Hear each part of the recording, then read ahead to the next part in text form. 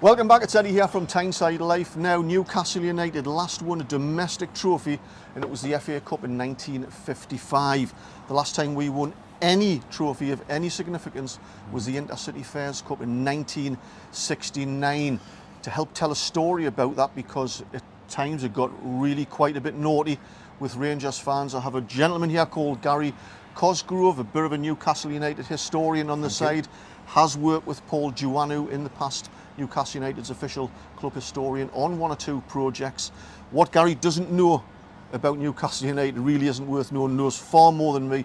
It's been fascinating listening to your stories, especially about the Fairs Cup. And Gary was there, because we're going to fast forward to the semi-final against Glasgow Rangers. We had two legs, and it was really quite a frightening experience as well. Gary, you were 19-year-old in 1969. Yep. You were living in Whitley Bay. I was. And you were trained to be a nurse. Now, Gary currently lives in St Kitts in the Caribbean, living the dream. Yep. But we're going to take you back quite a few decades Yes. to that exciting time when Newcastle United are in the semi-final playing Rangers.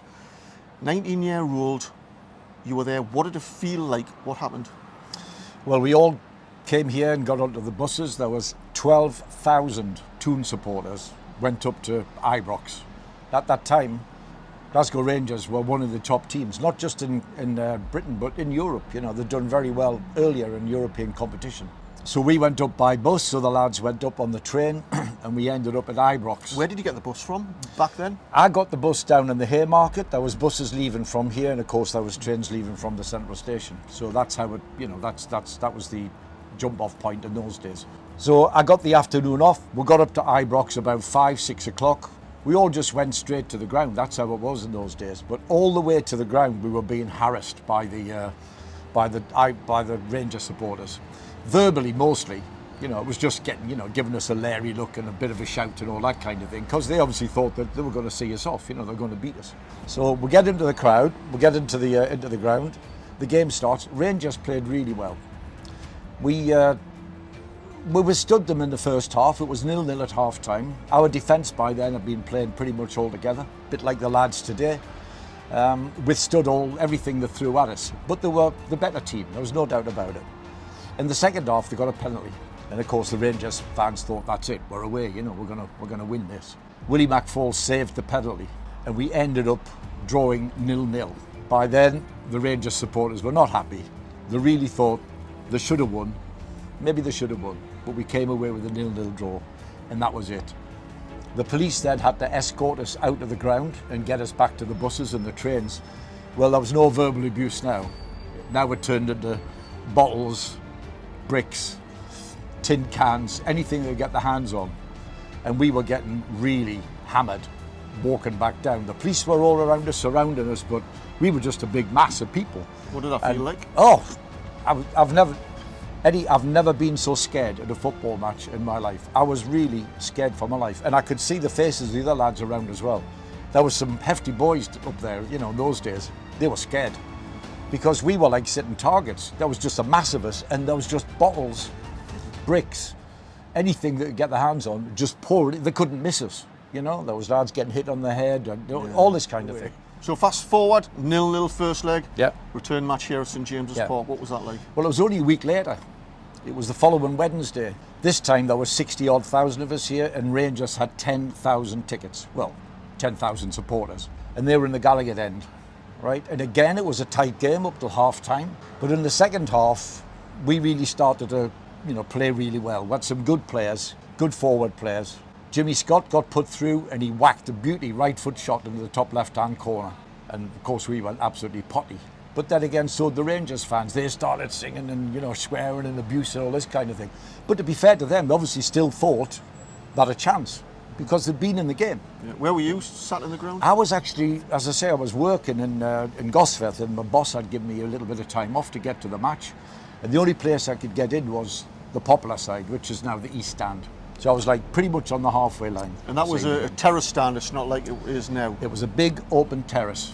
Yeah, it was a big open terrace. So as you're looking out at the pitch, the 10,000 Rangers fans are up on your left. On the left, in the Gallagher end, yeah. And then Jackie Sinclair whacked in the second goal. That was a great goal, and we were all jubilant. I mean, dancing about like mad things. But that was it. That was it for the Rangers fans. They just went ballistic after that. As I say, there was 10,000. There was no fences in those days, nothing. You know, there was a few policemen around the perimeter. There was no stewards, not in those days. It was police. And they just came pouring out of the terraces onto the pitch with the express intention of getting the game abandoned. The referee didn't have a chance. The police didn't have a choice. They had to take the players off the pitch because they were starting to get abused. And the Rangers fans came all the way up to the halfway line. They were dancing about. They were trying to pull the goalpost down. They were going absolutely bonkers. The police were there doing their best. You know, they were holding arms. They were trying to push them back, and they pushed them back slowly. There was a couple of coppers on horses, but nothing much at all. They were there as well, trying to clear the pitch. And it took 20 minutes to clear the supporters, get them back onto the terraces. Yeah. Well, the game was almost over. There was only about 15 minutes left, and it was played in like the weirdest atmosphere, because the game was over, in effect, as a football match. You know, we had won, but the Rangers supporters, well, they were just going bonkers. So we win 2-0. We won 2-0. We're through to the final. Yeah. But all the fans start to spill out, and it gets a bit tasty. The police kept us in, the Newcastle supporters, and they tried to clear the Rangers supporters out of the ground, okay? Which they did do. The only problem is, when we came out the ground, they were waiting for us. Thousands of them, right here. I was in this stand, that side. Yeah. We were streaming out this other side there, and there was thousands of Rangers supporters there. They just wanted trouble. Yeah. They were just waiting for us. And there wasn't enough police by any stretch of the imagination. So again, you know, like the week before, we were getting bricked and bottled. Exactly the same thing happened here. Again, they started picking up anything to get their hands on and started chucking it at us. I think in the interest of balance, I mean, Geordie's on soft. No. But the moods would have been completely different. Rangers have come down to England, they're arch enemies. They've just been beaten in the semi-final. Yeah. They're angry, they're drunk. Yeah. Newcastle fans are in a different mood, aren't we? We're jubilant. We were over the moon. We were in a European final. Yeah. It never happened to us before. So Newcastle fans just probably weren't in the mood for violence. Definitely not, but we weren't in the mood to get bricked or bottled either, so we were scared too. Yeah. You know, there's no doubt about it. So eventually, the police got the lads, you know, the Rangers lads, away down towards their coaches, which were in the Haymarket, down towards the central station. But then they decided that the next target should be Newcastle. Went on a bit of a shopping spree, did they? Yes. Yes, they did. So there was a few cars smashed, there was a few windows smashed, there was a few things nicked. You know, generally they just caused an awful lot of mayhem in the town. I imagine, you know, being from Glasgow, it will be the first time they've seen modern civilization. I'm just kidding. Rangers fans, if you're watching, I come up in the pre-season, loved it. You were absolutely fantastic and spent a lot of time in the Loudon. Yeah, but no, seriously, we kept well away. You know, I was going home by train. It wasn't the metro then, it was a train, same kind of thing. We just hung around up here. Thousands of us just stayed here and let the police do their job. And then, of course, the next day, there's all the photographs in the Chronicle, in the Journal, all the stories. Newcastle got really battered on the way down as it went down to the station. And unfortunately, I think that was probably round about that time, the beginning with football violence started to rear its ugly head. And anyway, that's a sad story in British football, isn't it? But now we're in the final. We're in the final. We're playing Budapest from Hungary. Yeah. You went to the home leg. I did. Yeah. So I got in again. You know, my boss let me off again.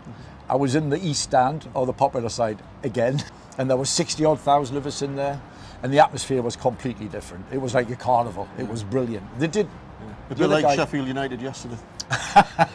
It was a bit like that, but with about 20 times more people. So what was the score in the first leg? 3-0. We beat them 3-0. Bobby Moncur, who'd never scored for us before, scored 2 goals. Wow.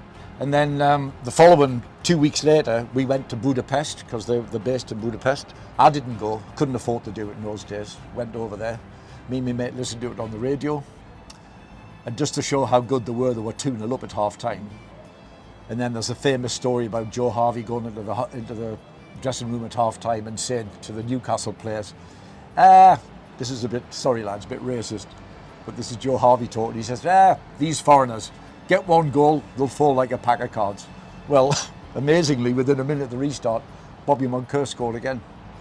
Then Benny Arentoft, a Danish lad we had, he scored a goal. And we actually won the game. Alan Foggan, a local lad, scored the winner. So we won 6-2. But we all just celebrated anyway. You know, we came into town a couple of days later, you know, like we used to, you know, go to the Go-Go Club or, you know, go to the Key Club or whatever, because we're into music. And there was still Toon fans all there, you know, dancing and singing and loving it, but it was all a bit weird. It's hard, isn't it, being a football fan? In particular, like a fan for a club like Newcastle United. In 1969, I was just 3 years old, so really in my lifetime, we've won nothing. Yeah. You know, went to my first game in 76. Yeah. Went through the late 70s into the early 80s, which were awful, worse than the Ashley years. Yeah. And then the Keegan years, and the Keegan manager and Bobby Robson, and then the Mike Ashley years. So I've been not as long as you, but it's like being in a bad marriage, isn't it? It is. So when the good times do come, Yeah. it's just such an amazing feeling, isn't it? Well, we really thought we were going to do something during the Keegan years in the 90s. It didn't work out. Then Bobby Robson got us to the Champions League twice and the UEFA Cup. We got in the semi-final of the UEFA Cup with Bobby Robson. You know, we did really well, but we just didn't take that last step. Yeah. Gary, thank you very much for sharing that. It's You're very absolutely welcome. fascinating. It's like a walk down memory lane for me, mate. Thank you. Oh, my pleasure. And I hope you found that fascinating as well. Somebody who was there the last time we won a trophy. And I've also discovered a gentleman called David. He's 94 years old.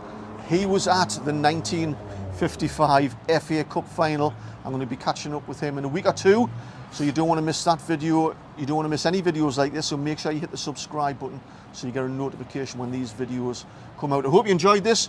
Please leave your comments if you were there for the 69 First Cup finals or any of the matches. Just leave a comment below. Would love to hear your views on that. Gary, thank you very much again. You're welcome. And thank you again for you gave me a programme from the final against Weech Pastoza. Yeah.